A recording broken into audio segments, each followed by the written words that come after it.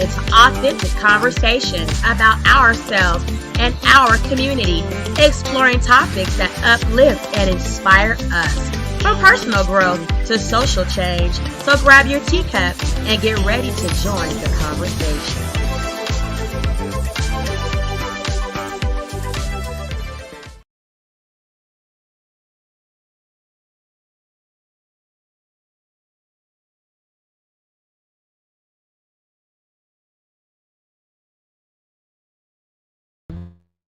Were Cassie and Diddy in love? And she said yes. From your perspective, he was flawed. Carrie said yes. Did you try to help Diddy be a better person? She said yes. Then we see this text message from Diddy to Carrie where he said, hey, I never asked you to call me, but it's about Cassie's birthday. If you can, it's a 5-minute call about her B-Day. I couldn't tell, or I couldn't necessarily see, because I really do have bad eyesight. I'm sorry about that. But this long text message that was sent back from Diddy, and it was essentially in summation about loving oneself, and that Carrie says she actually didn't remember sending this text message. And again, this message, it looked like a poem, and it was very kind of hard to see and kind of get all grasp of that, but I don't think these were Carrie's actual own words. I think these were a poem from some other. So I want to ask this a question. Do you define love as what Carrie defined it between Diddy and Cassie?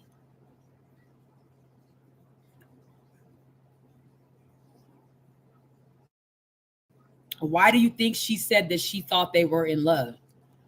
What do you think maybe gave her the impression that that was love? Especially after he didn't beat her to death and she just a friend. You say you just a friend. You say you just a friend.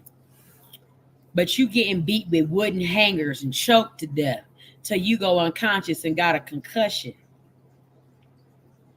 But the girl that she's associating with, man, is the one that did it. He ain't got no love for her, you, nobody else. Stop. Author. They brought back the wooden hanger incident and kind of ended on that, just about whether or not Carrie recalled doing drugs, if there were drugs on the table, and that Diddy came in during this point accusing.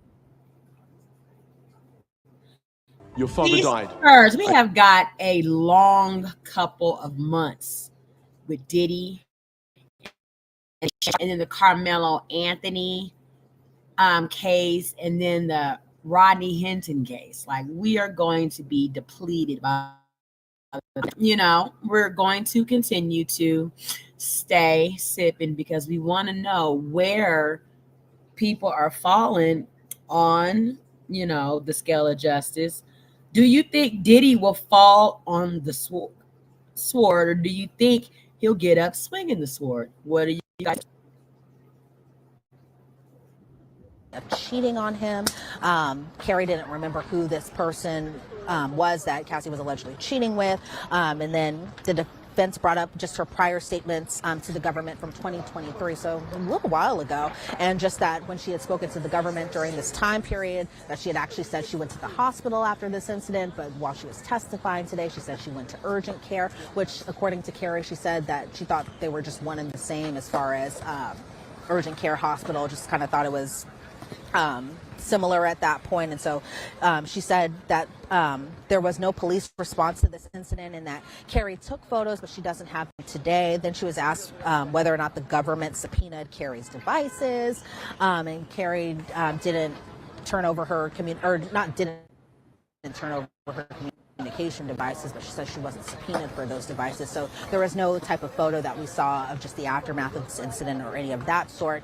The defense kind of brought it home with just these photos of Diddy and Cassie together along with Carrie, and this was after the 2017 Met Gala, and they're all kind of posed together on the streets of New York. And they seem like, had we not heard all this testimony, they seemed like just a great group of friends. But I think the defense was trying to kind of point out here that this was a fun time for you, that there was is love here for you guys. And they really just kind of brought it home as far as just that this was just like a big just friendship fallout just from everything that had happened. Something that may have worked into their favor, but it's unclear to tell sometimes with the jury and how they're responding to all of that. Yeah, it's a lot of information. It's a lot of power dynamics, relationship dynamics. And we've talked about it with Cassandra Ventura, too. You know, this idea there were maybe great parts of the relationship or there was a love there. But the difficulty is she's claiming, and the prosecution is asserting, that she was a victim throughout this. And, you know, when you listen to Kerry Morgan, an important witness, an important corroborating witness, but at the same time, they may have been friends, but think about what she's testifying to now. Elizabeth, before we wrap things up real quick, I want to talk about David James, who I think is an important witness because this is not a friend necessarily. This was the personal assistant of Sean Combs. And if we're talking about racketeering in what the first few pages of the indictment, I don't care which indictment we're looking at, there's all superseding, they talk about the assistants and the people who might have helped or facilitated Sean Combs' criminal empire or alleged criminal empire or a part of this. That's why I think the assistants and the bodyguards are all a part of it. Not necessarily, I mean, that they're charged, but their testimony is important. And the idea is that Sean Combs ran this criminal enterprise where he can't do it by himself. So real quick, David James, some highlights from his testimony. And by the way, is he going to continue his testimony to tomorrow?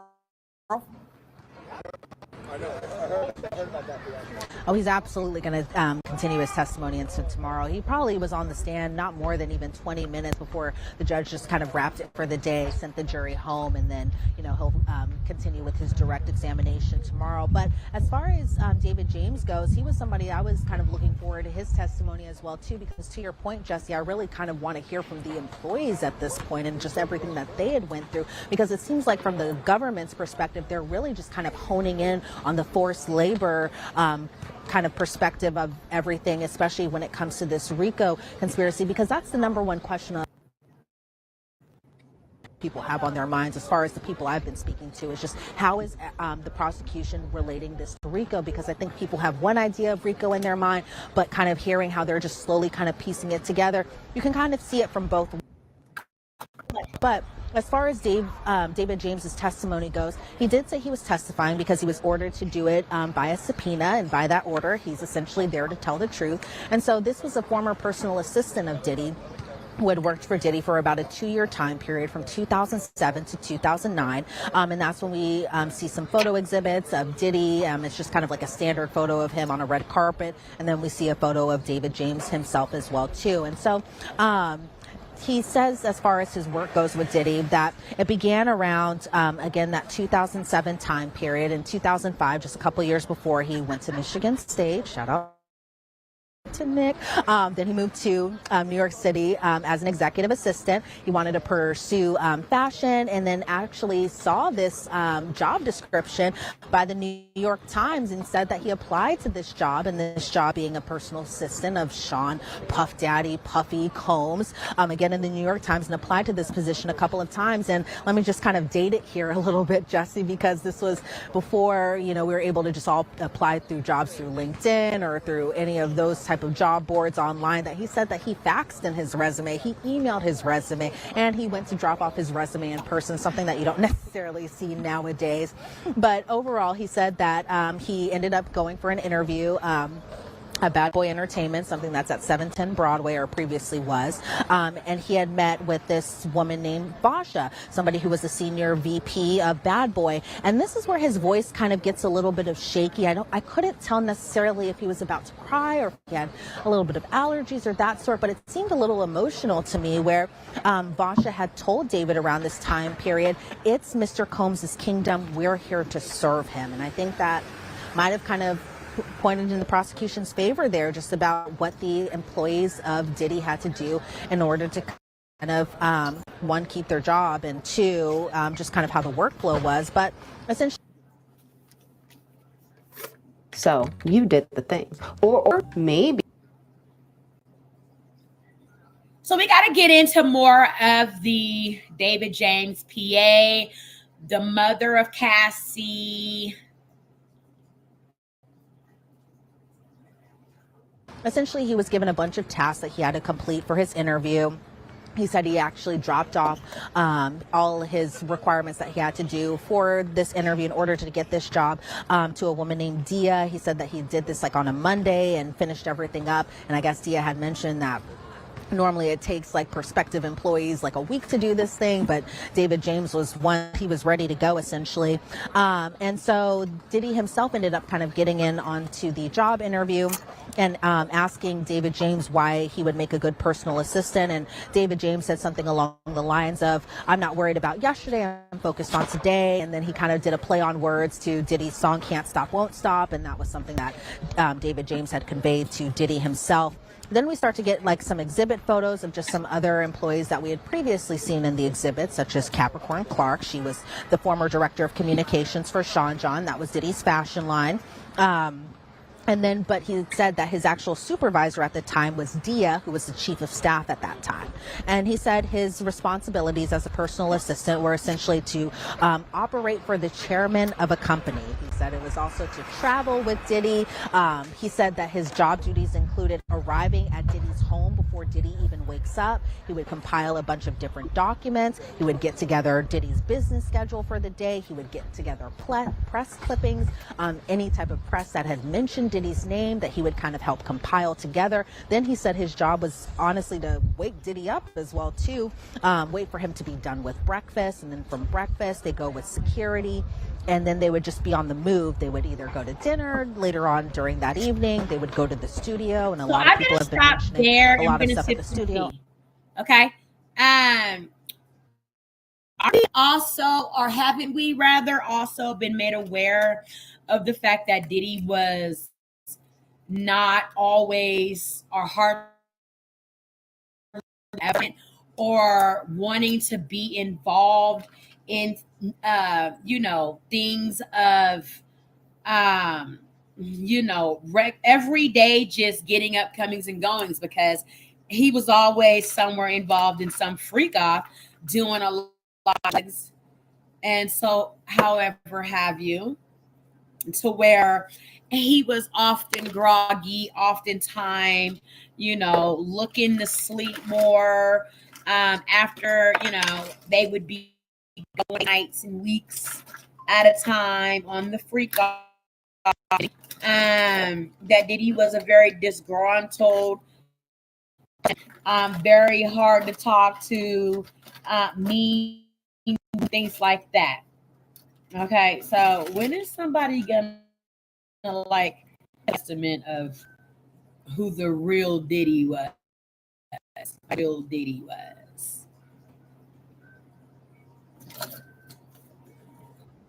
Obviously, he was like this mega producer / rapper / executive. So the studio was is always kind of mentioned as far as being a little bit of Diddy's home away from home, essentially, and said that he couldn't leave, he being David James, couldn't leave until he got the call time to be in the next day, and that call time would come in at night. But he said he worked pretty long hours. If it wasn't 5 days a week, 6 days a week, it was 7 days a week. So he says he's working essentially 7 days a week, one time 3 weeks straight, which is a lot of time. Exactly. But more than likely, he was keeping up. One of the ones I was keeping up with the daily affairs. I'm sure the nannies, the people that, were hired in place to support Diddy and run Diddy's business were more than likely, he was the face, more than likely. I don't believe after Diddy, completely got engulfed with everything that was freak offs and everything that was drug induced and fueled, raging, manic, everything else, out of control, maniac person, psycho person, right? He was completely able to hold together the, big mogul music producer conglomerate of the, rich and wealthy lifestyle, the rich and famous lifestyle. I'm pretty sure the people that he hired in place to, help him run the business, assist him, were the ones that were actually doing all the work. over time. He said his pay around that time was $70,000. Given that time frame, that's a pretty substantial amount of money, I guess. But that a year? he was asked about kind Diddy of is riders for pay- hotel Diddy, rooms. Diddy. In New York, California, and Miami, is paying his assistant $70,000 a year. That ain't no damn money. And that ain't no money to work for a millionaire.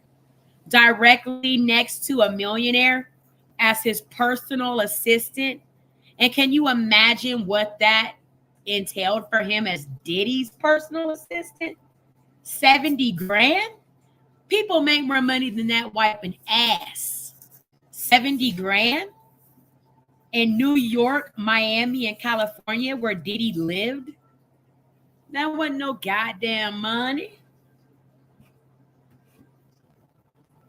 Different than writers for TV appearances, and writers are essentially just everything that the artist, the person who's going to be interviewed, needs stocked into, I guess, in the hotel in one perspective, but also for TV appearances in those dressing rooms. So they didn't touch too much on the hotel aspect, but I think, again, the prosecution kind of amping it up for what might be later to come. Then he was asked about just other members of the staff, such as security and their roles. You don't know how much money. The security's roles were to protect Diddy, his family, his property. He mentioned names like Uncle Paulie, D-Rock, Big Tim, Bonds. Monday CRM has the best AI features in games. Especially in sales. Hands down. So for me, He email said, I think Forbes said I was worth $1 billion. Some familiar Hell, names I that don't we had know. all heard about in other people's testimony. David James was asked about security carrying legal weapons. He said that Uncle Paulie carried a knife, that security didn't carry illegal weapons, and that security at one point told David James to kind of stay in his lane and not get too into the weeds of everything that they were doing. Then they started kind of really just familiarizing other people amongst his staff, such as a person named Amanda. Then we saw an exhibit photo of Chef Jordan, who was Diddy's personal chef, someone who, again, we expect to be testifying very, very soon. Then David James was asked about Diddy's girlfriends, and I was expecting to hear him say just Cassie's name, but he didn't say just Cassie's name. He named other people, such as Sarah, such as Tara, such as Yana, and then Cassie during his time working with Diddy. And so then they started kind of getting into Cassie, of course, and they were asking how David James had met Cassie. That was at Diddy's Miami home, that Diddy had rented a yacht during this time to essentially kind of impress Cassie around this time frame. I didn't get down the date as far as when this was, but I imagine it's probably around that 2007, 2008, 2009 time period, because that was the time that David James was working with Diddy. But as far as his conversations with Cassie, the first ones had happened in Star Island with Cassie and actually Carrie Morgan, so everything's kind of intertwining there. That Cassie had said something along the lines of, this lifestyle is crazy, and David James had said, if it's so crazy, why don't you get out? And then Cassie said, because Diddy pays for her car and for her home and kind of helps build her career.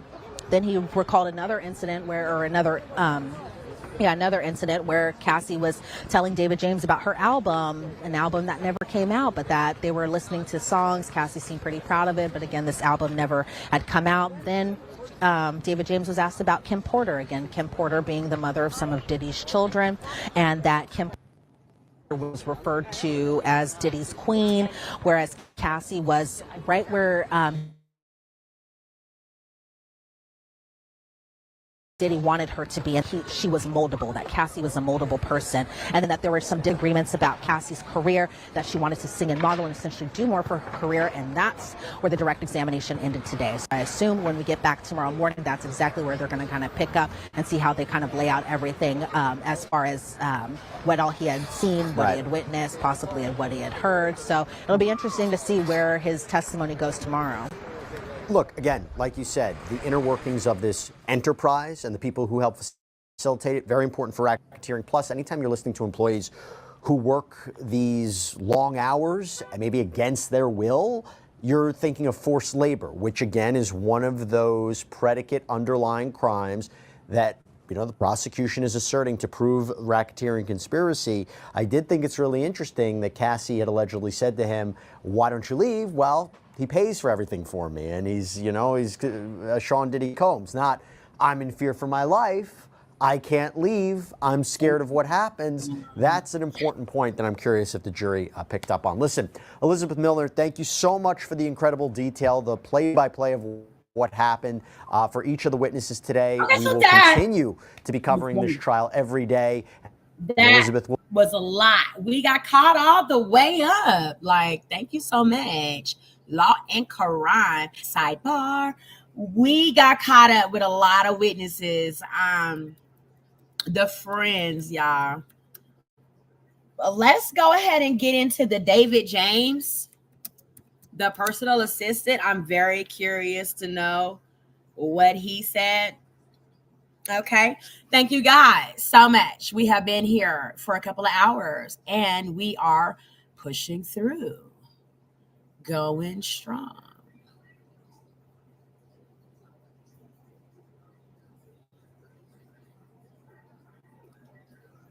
Okay.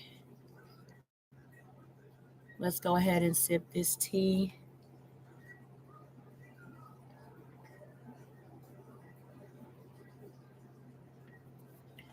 So the David James would be the personal assistant, right? Okay, let's see what he had to say as testament in the Diddy trial.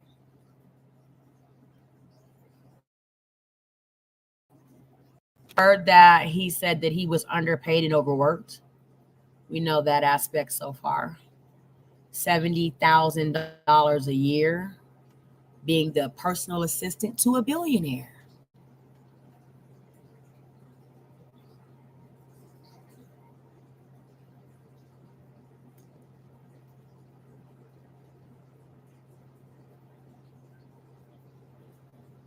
Before we begin, please be advised that viewer discretion is strongly recommended. None of the content presented here has been exaggerated or taken out of context. These are the exact statements made by the prosecution team, defense team, Carey Morgan, and David James in a federal court on May 19, 2025. Some words have been censored to comply with YouTube's guidelines. What you're about to hear is a voiced-over reading of Don Richards' testimony from the Sean Diddy Combs trial so far. Source: courtroom reporter at Inner City Press on X.com. All parties are presumed innocent until proven guilty. Listen at your own discretion. What you're about to hear is Carey Morgan and David James' testimony, given in the Diddy trial from beginning to end. The government calls Carey Morgan. Where do you live? Los Angeles. Who is this? Cassie Ventura. What was your relationship? We were best friends. Her boyfriend to me. Do you see him here? Yes, there in a yellow sweater. Let the record reflect the witness had identified defendant Sean Combs. Why are you here? I got a subpoena.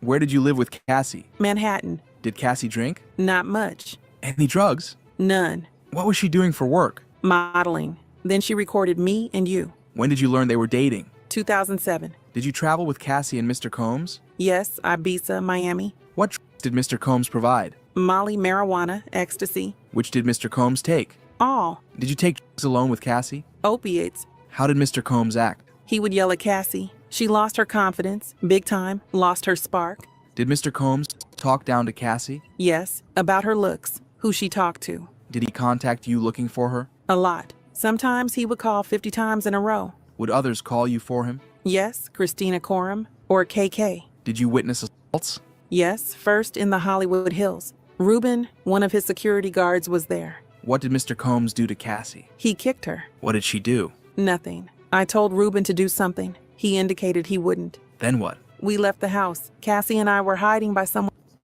steps. And the next time? In Jamaica. I saw him drag her by her hair. I ran back to get my purse and phone so we could leave. What did you see next? I thought she was knocked out. Then she got up and ran into a wooded area. What happened next? There were 2 golf carts in the driveway. I got in one and Sean got in the other. We went in different directions looking for Cassie. Did you find her? Yes, then we hid in a ditch, whispering. What about the incident at Comstock? Cassie came back with a hoodie covering her face. Then Sean came and tried to get in, hitting the door with a hammer. I called D-Rock. Did he get in? No, then the police came. What happened? Cassie wouldn't show them her ID. Nothing happened. They left a card. Read this message. Did you send an attachment? Yes, a photo of the card the detective left. Did Mr. Combs ever assault you? Yes, he hit me with a wood coat hanger and choked me. Where did the hanger hit you? Behind me, right ear. What did he express concern about? who Cassie was cheating on him with. Who did you speak to about it? Ryan, Sean's old assistant. What did he do? Nothing. I have not spoken with Cassie since. At this moment, the cross-examination started. You were Ms. Ventura's best friend since 2004. Actually, 2001. We met waiting for the Polaroids to develop. I was living in Buffalo. She was in Connecticut. Then you were both in NYC. I stayed downtown. She moved to Harlem. Have you ever met Kim Porter? Yes. Was Cassie ever jealous? Yes. And the other way? Cassie was speaking with Michael B. Jordan, and Sean got jealous. She was trying to leave him. You were both using drugs? No. We were in South Africa. Did you learn about Gina? Yes. He was having a full-on relationship with this little girl. Why do you call her that? She acts like that. She's younger than us. When you say Sean came and hammered on the door, why did the police come? They said because of the noise. What did they say to you? Cassie was visibly injured, but she didn't say anything. You two were best friends for 18 years, but now you haven't spoken with her since 2018?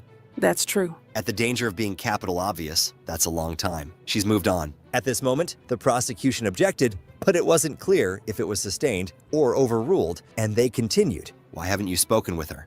She did not support me after Sean assaulted me. I tried that line at assault. You reached a settlement with Ms. Ventura? The money came from Mr. Combs. Do you know if Louise Hayes is a self-help author about self-affirmation? Yes. Why did you send him this? With words of encouragement? I don't remember sending it. Okay, I want to show you a few more photos. But first, let's talk about the incident when he put his hands on your neck. Were you and Cassie using any drugs at the time? No. What did he say? He said, "Who is she cheating?" You went to an urgent care and not the hospital? Right. But you told the prosecutors it was bloody, and you went to the hospital. I don't remember that. Look at this. I see that I said that. At this moment, after the defense ended their cross-examination, the prosecution recrossed. Do you remember Mr. Agnifilo asking you about an incident in LA? At this moment, the defense objected, but was overruled. And he hit her, like in Jamaica, arguing about jealousy. What happened in Jamaica? He dragged Cassie by her hair, a 50-yard hallway. Was he talking about jealousy? No. He said she spent too long in the bathroom. Nothing further. At this moment, the judge asked if there was a recross, but the defense said no. And that was the entire Carrie Morgan testimony. Now let's look at David James's testimony. Why are you here? I've been subpoenaed. Were you Combs' personal assistant? From 2007 to 2009. Who is that in this photo? That is David James. That is yourself? Yes. I went to college in Michigan. Later, I faxed my resume to Bad Boy. Where was the interview? 1710 Broadway. Who'd you meet? Tommy, his sister Keisha, and others. How did they test you? They gave me 40 appointments and asked me to make a schedule. You had to know, for example, what time a particular show on Hot 97 came on. What did Mr. Combs ask you? To make a spreadsheet for Miami. I said I'd know his food and restaurant preferences. He asked me why I'd make a good assistant. I said, can't stop, won't stop, I got the job. Did he have others? Ms. Robles, Mr. Barber, others. What would you do as assistant? Bad Boy to 5, then out to dinner, then to the studio to 3 a.m. We'd get a call time at the end of the night. Did you travel with Mr. Combs as well? Yes. Who were the security staff? D-Rock, Bonds, Uncle Paulie. You worked 20 hours a day? Yes, security did too. What did security staff tell you? To stay in my lane. Who said that? Bond, Uncle Paulie. Focusing on his personal chef. Who is it? Chef Jordan. Did Mr. Combs have girlfriends then? Kim Porter. Sarah, Tara, Yana, and Cassie. What was your first conversation with Cassie? We were on Star Island. Carrie Morgan was there too. Cassie said, this lifestyle is crazy. I asked her, why don't you leave? She said, Sean controls my life, my music. He pays for my apartment. Next conversation? It was about her music, but the album never came out. Did you overhear a conversation? Yes. Mr. Combs said, Kim is my queen, out in LA with my family. He said, I have Cassie right where I want her. She's young and moldable. Your Honor, how much longer do you want to go? This would be a good place to break. At this moment, the judge ended the day, and that was it for the day in the Diddy trial. What do you think about Carrie Morgan and David James's testimony? Do you think they can be helpful to convict Diddy? Let me know in the comments down below. Okay, that was the actual reading, voiceovers of the testimony from Carrie. So I want to, what's going on? This is your sign to go get the 3 on 6. My name is Melissa. I grew up hating this site that I just found, right? Viral Vision. I like that a lot. I think I'm going to be getting a lot of content from Viral Vision. Let me make sure I add that to my sources. Lateral vision. Okay. So give me a second. Viral vision. Yeah. Okay. Notes I took from that were, what's the difference, like them asking Cassie or Carrie, her friend, about the difference between the hospital and the urgent care? What's the difference? They said that she was bleeding. Why didn't she go to a hospital? The urgent care is inside of the hospital. That is a hospital. Even if it was a clinic, it's still somewhere she can be seen for medical emergent care. So that's weird. So we're gonna now check in with Viral Vision, y'all. They got a lot on Diddy. They got a lot on Diddy. Ooh, ooh. Okay. We've already covered Cassie's testimony, so we're not gonna go into that. Let's listen to the full Don Richardson. Okay. Remember, T-Sippers, when you come into the room, to please Before we like begin, and please be advised that viewer discretion is strongly recommended. None of the content presented here has been exaggerated or taken out of context. Oh, my nose is running.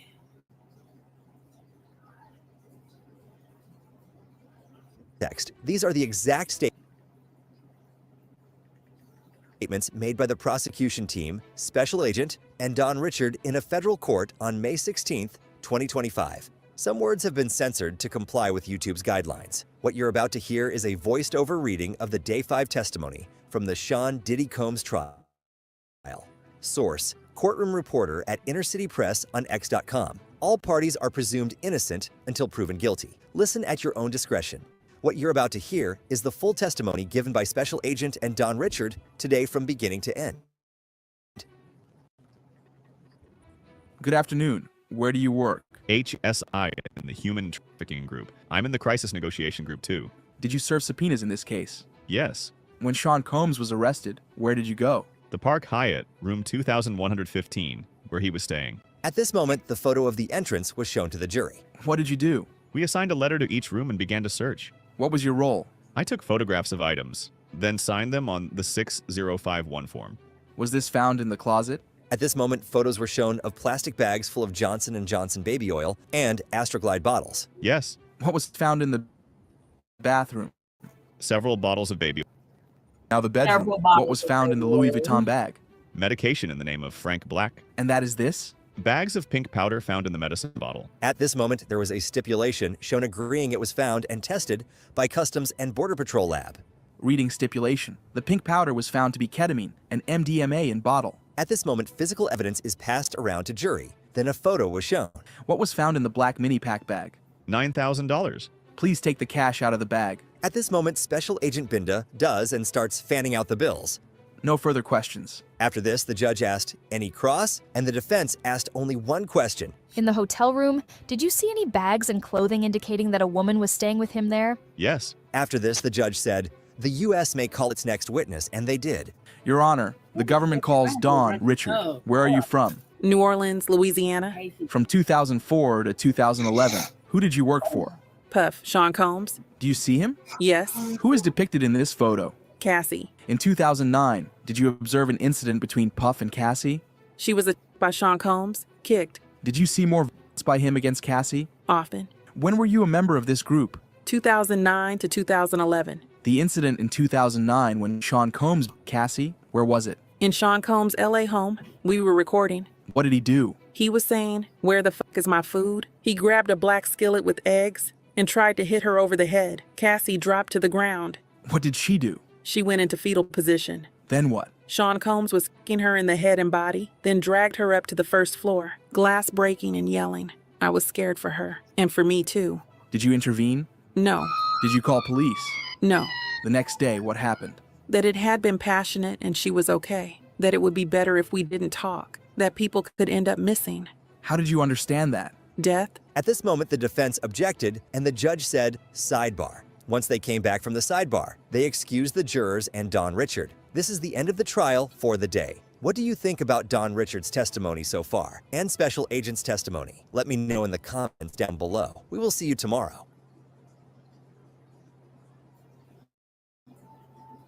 So,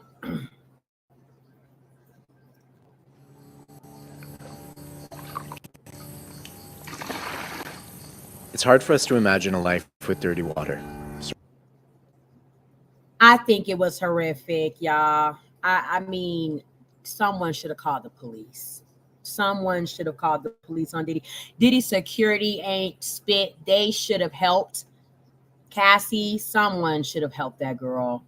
I mean, even if it could have been at the expense of maybe you getting hurt, that's just sad that nobody came to the defense of this girl. Wow. Diddy was abusing and beating on her, breaking things over her head, dragging her through broken glass. Before we begin, please be advised that viewer discretion is strongly recommended. None of the content presented here has been exaggerated or taken out of context. Oh, These are the exact sorry. That's not the one that I wanted. That's not statements the one made that by I the wanted. prosecution team, defense team, and Cassie Ventura in a federal court on May 13th, 14th, 15th, and 16th, 2025. Some words have been censored to comply with YouTube's guidelines. What you're about to hear is a voiced-over reading of the complete testimony from the Sean Actually, let's hear the end of it. Let's hear the end of Cassie's testimony, okay? Let's hear the Diddy Combs trial. Because we've already heard like the first 2 days of it, or however have you. Let's review the end. Okay. Source: courtroom reporter at Inner City Press on X.com. All parties are presumed innocent until proven guilty. Listen at your own discretion. What you're about to hear is the complete testimony. Source: courtroom reporter at Inner City Press on X.com. All parties are presumed innocent until proven guilty. Listen at your own discretion. What you're about to hear is the complete testimony given by Cassie Ventura in the Diddy trial from beginning to end. The government calls Cassandra Ventura. How old are you? 38. What is your work? Musician and entertainer. How long were you with Sean? 10 years. Did you get in arguments? Yes, it would result in dragging. What else did he do? Me in the head.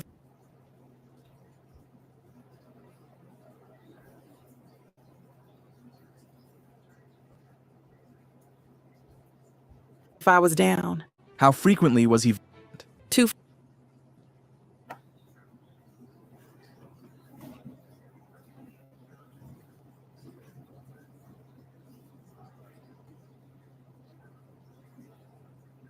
I'm having a system. Frequently, I would get black eyes and bruises. Let me show you a video.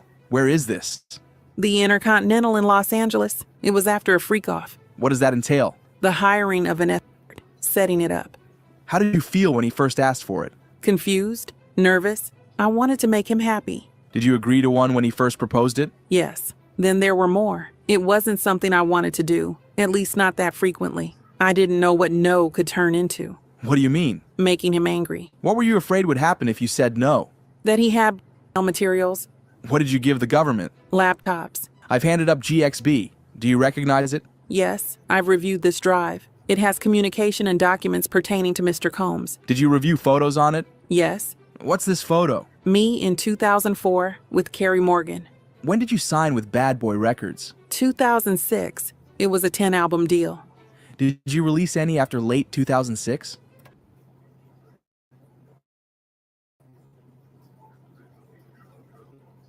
Let me guess. You're thinking about going to therapy. And as a therapist myself, of course I'm going to say that's a great idea. But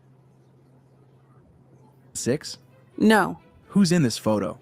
Kim Porter. She was Sean's ex from before me and the mother of his children. Where did you celebrate your birthday in this photo? In Las Vegas. Carey Morgan was there too. We're out on his patio on my 21st birthday. VMAs. What happened then? Sean kissed me in the bathroom. I ran back to my hotel. I told Carey. When you got back to New York? I'd visit him at the Trump Hotel in Columbus Circle. His apartment was being renovated. What were you doing with your music career? Trying to come up with a concept.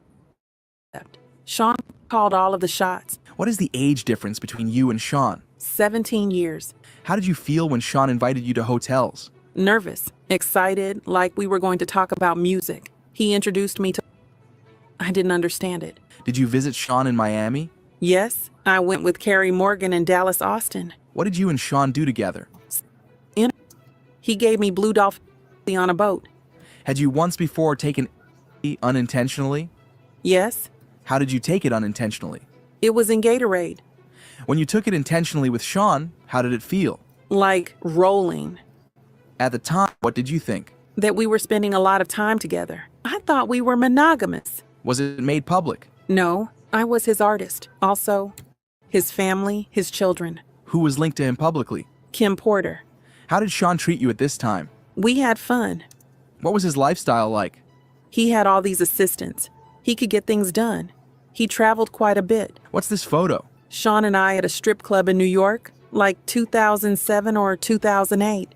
Halloween. How did Sean's moods vary? Day to day. When it swung, could you describe it? Anger, zoning out. How did it impact you? Greatly. The next thing I knew, I was getting hit in the face. There was also psychological. He'd tell me to watch my mouth, change my face. How would he keep tabs on you? We didn't live far apart. He'd send security to come find me, or a trusted assistant. Like who? David James, Christina Coram. Was your relationship exclusive? No. Did you see other men?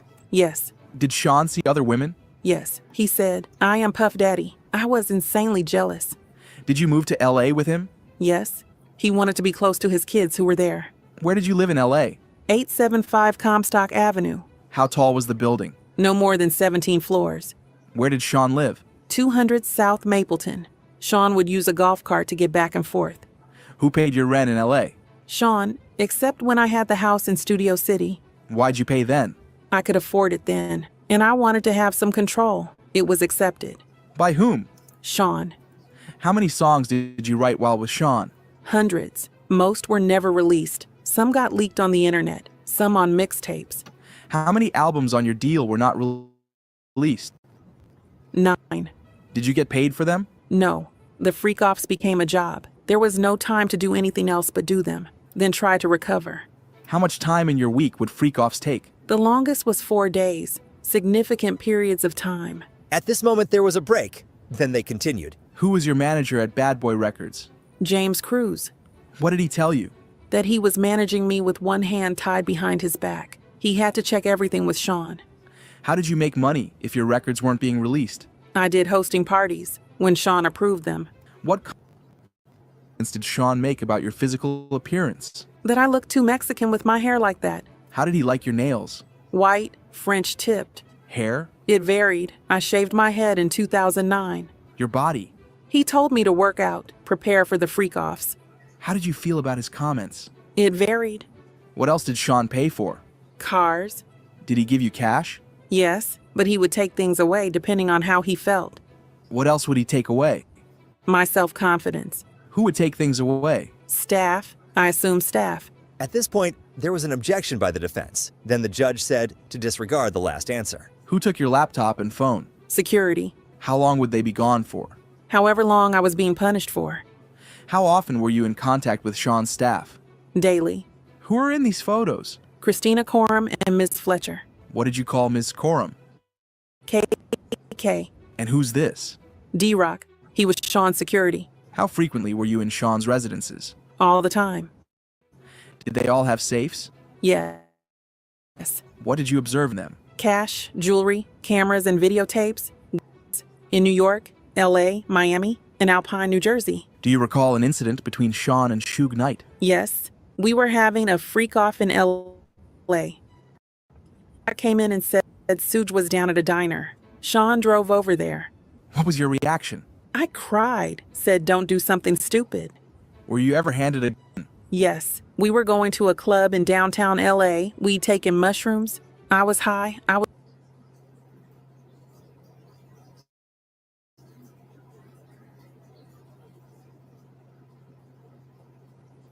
Today I'm going to teach you the pink salt trick that even Hollywood actresses are keeping under wraps, or as they call it, homemade Zep. a club in downtown LA. We'd taken mushrooms.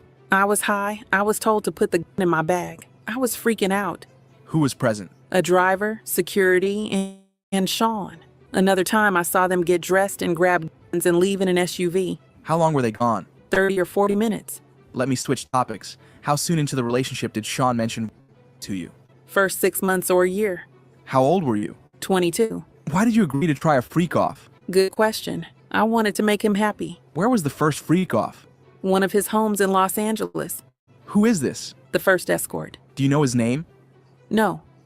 Call him the first escort. Were you aware he was paid? Yes, to dance and to have intercourse with me. What drugs did you take? Ecstasy and alcohol, before things started. Did you disguise your appearance? Sean said we would disguise ourselves. I wore a masquerade mask. What was a session in freak-off? Until the escort finished. How many sessions with the first escort? At least 2. How did you feel? I was high. I didn't feel much. Dirty and confusion, and that he was happy with me. Why did you feel you couldn't say no? I didn't want to make him angry or upset after he'd shared this part of himself with me. How frequent did the freak-offs become? Weekly for a consistent amount of years. When was your last one? 2017, 2018. How long were you awake during the freak-offs? I never slept. I took drugs, ecstasy and Molly. Do you recall all of the freak-offs? That would be impossible. Did you want to stop? Yes. I was humiliated. I didn't have those words then. I couldn't talk to anyone about it. Did you tell him you didn't want to? Yes. I brought it up gently. I didn't want him to just do it with someone else. Were you able to express your concerns to him? At this moment, the defense objected to the question, and the judge told the prosecutor to rephrase his question. Why would you talk to him gently? I didn't want him to be angry. What is this? Email between me and Sean. What did you call him? Pop. Why? He asked me what I called my grandfather. I did it, but now I think it was disrespectful. What did you write? I really need to. Why did you write that? Because I wanted to be with him. I'll read Sean's messages. You read yours. You don't want to do anymore? I'm so predictable. What did you think this meant? That he knew I didn't want to do the freak-offs anymore, but then I backpedaled. Why? To not make him angry. He could be violent. Where'd you get your outfit? Pleasure chest elsewhere. Did you get piercings? Yes, Sean came with me. Which of his homes did you have freak-offs in? Miami, New York. What other homes? My homes, all but Studio City. In what other cities? Atlanta, Ibiza. In what hotels in New York did you have freak-offs? Trump, Gramercy. Intercontinental? 44th Street, yes. Elsewhere? Mandarin Oriental, Fontainebleau. What names were used? Jackie Starr I used. Frank Black. Supplies were used for freak-offs? Astroglide, baby oil, condoms. Who brought the supplies? Security, Sean's assistants. Which brand of baby oil? Johnson's. How was it used? Sean said, you need to be glistening.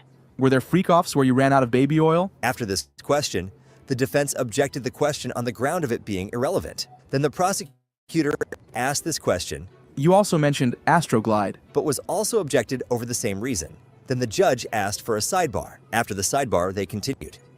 We were just talking about Astroglide. How was it used? Lubricant. If you ran out, what would you do? We'd call either staff or the bell desk, give them a tip. Were the freak-offs lit? Initially, it was a candle, strong smelling, Glade. Any other use of candle wax? A few times poured on my body.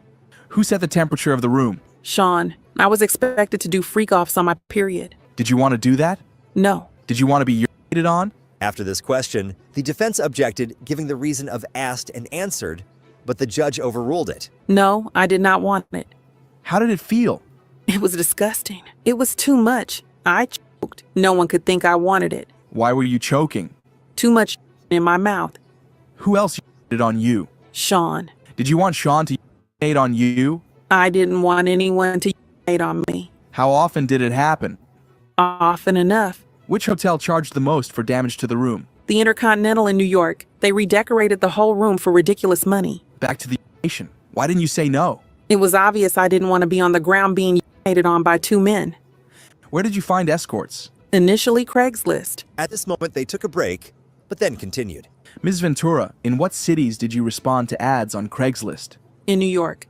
Did you respond to ads on Backpage as well? Yes. Who directed you to communicate with escorts? At this moment, the defense objected to the question. Then the prosecution asked another question. Who, if anyone? Before being interrupted by another objection due to assuming a fact not in evidence. Did you ever reach out to an escort independently? No.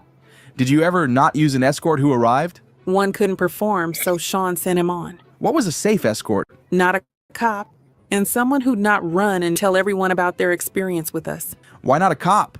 I learned this whole situation was not legal. Before Cassie could finish her answer, the defense objected, and the judge said the jury will disregard that answer. How did Cash get there? Security, or he brought it himself. The escort Dave. Do you know his real name? Clayton Howard. Who is this? Photo shown to witness. Daniel. What service did you use? A dancer service. Do you recognize Jules? Yes. In what cities did you have freak-offs with Jules? New York, Los Angeles, Vegas. Do you know his last name? No. Who's this? I knew him as the Punisher. Did you use Jules at every freak-off? Yes. New Airwick Advanced plug-in with anti-fading technology. For fragrance you're sure to notice. The future of your business is here. With Wix.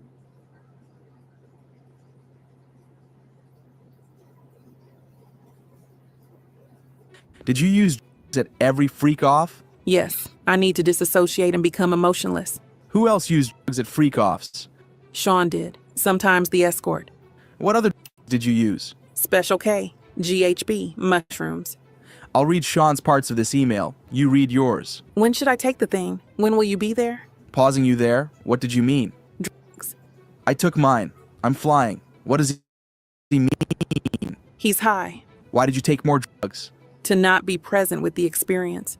Why? Because it was something I hated. How did you react to ecstasy and MDMA? It could make me vomit. What would he say? To continue.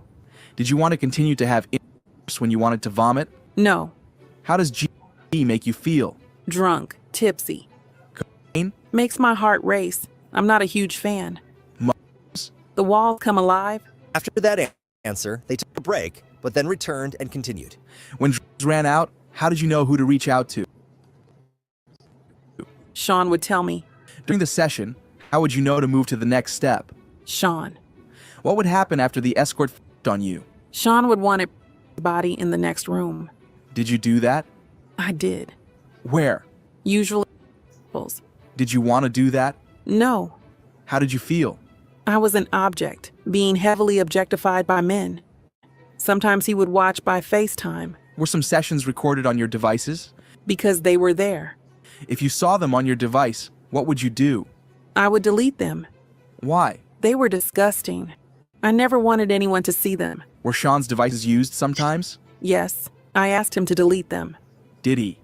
I don't know. Did you ever leave a freak off before it was over? Yes. At the Century City Intercontinental, I finally had a premiere coming up and I didn't want to mess it up, but Sean hit me. At what point did Sean hit you? Between sessions. What happened next? I got to the elevator. Next thing I knew, I was thrown to the ground. Who threw you down? Sean. He grabbed me by my neck and my hoodie. Let me show you the video. At this point, the prosecution showed Cassie the hallway video. What are you doing? Trying to use the hotel phone. What is Sean doing? Taking my phone and my bag. Ms. Ventura, I just handed you 2 drives. What is on them? GX8? Messages and photos from my devices. Yesterday you testified about Sean going armed to look for Suge Knight. Sean took guns with him. And he told you to ask the escorts if they were cops? I would begin by saying I was not a cop. Sean told you to do that? Yes. What happened when you fought back? I did that more earlier in the relationship. It would make him more violent, want to push me harder. At this moment, the defense objected on ground of speculation, but was overruled. How would Sean react if you fought back? Anger. I'm going to show you the LA Intercontinental hallway again. Play from 143 to 146. Who enters? Sean. What's in his hand? He doesn't appear to have anything. Play to 159. Now anything in his hand? My phone. How did he get it? Well, he took all of my stuff. Where does he end up? Sitting in a chair in front of the window. What are you doing? I'm walking away from him. Now who's in the video? Me and security. In this one, play from 5:30 from the hotel. I took an Uber. Now let's turn to text messages. Can you read page 4? Please call, I'm surrounded. Who sent that? From Sean. He was running around in a towel. I told him to put the robe on. Who sent these green messages? I did. I wrote to Sean. Jules left. As long as you're quiet, you can stay. Peace. Who was Jules? Escort. Is this Jules? Yes. B606 and 607 side by side. That's me. A selfie of me with a fat lip. When did you take it? In the Uber, with one of my phones. What did you write here? I said, please stay away from me.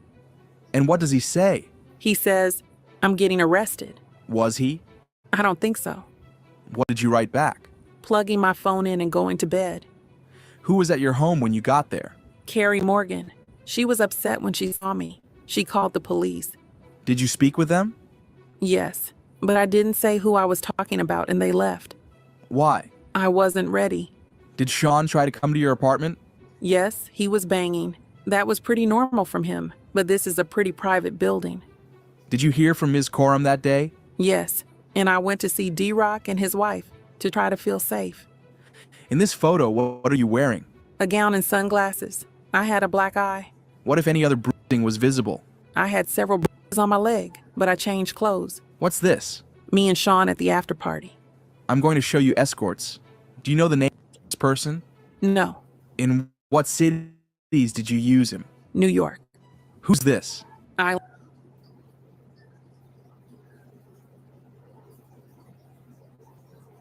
Keep being lazy about cleaning your apartment. No, seriously. HomeAglow will clean it for just $9. HomeAglow washes and folds your laundry, organizes your cabinet.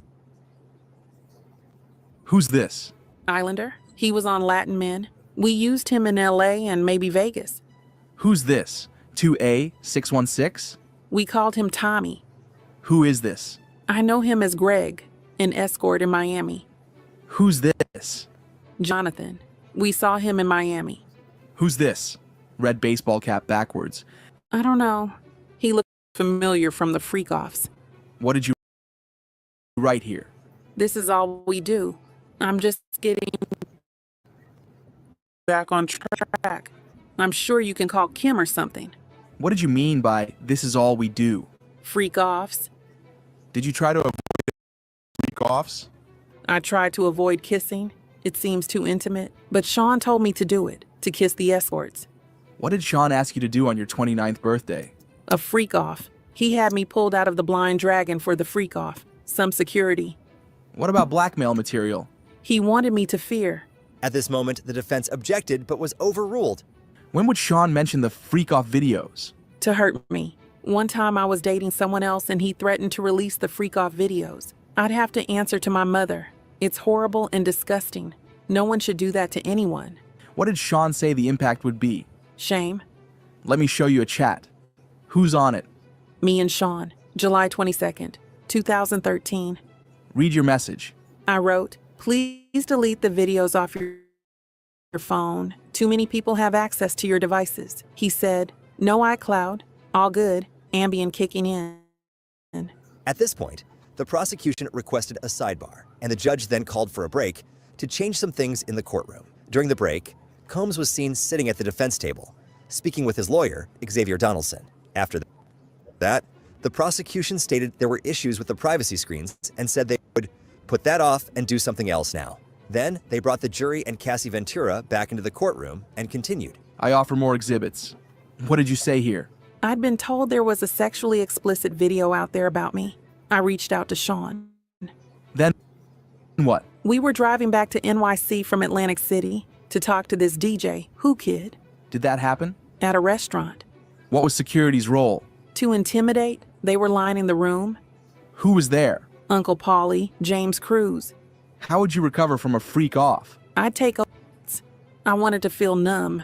We'd get massages, IV fluids. The chef would cook us something. How often did you take after freak offs? Often. I got urinary tract infections. Were the UTIs painful? Very. Antibacterials didn't work anymore. How did it feel during freak offs? Burning. I would not advise it. Let's read this out loud. I have all these sores on my tongue. I have another UTI.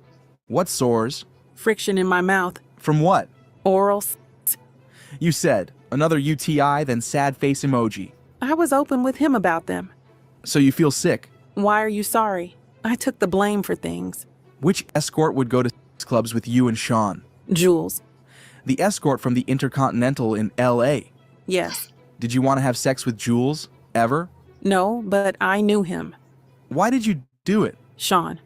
Who was present when Sean put his hands on you at freak-offs? Sometimes the escort was there too. In the same room? Yes. Thanks for watching. Remember to show your support by liking, subscribing, and sharing. It's a blessing. Keep your teacups filled and ready for my next upload. Until then, stay inspired and remember, always stay dipping.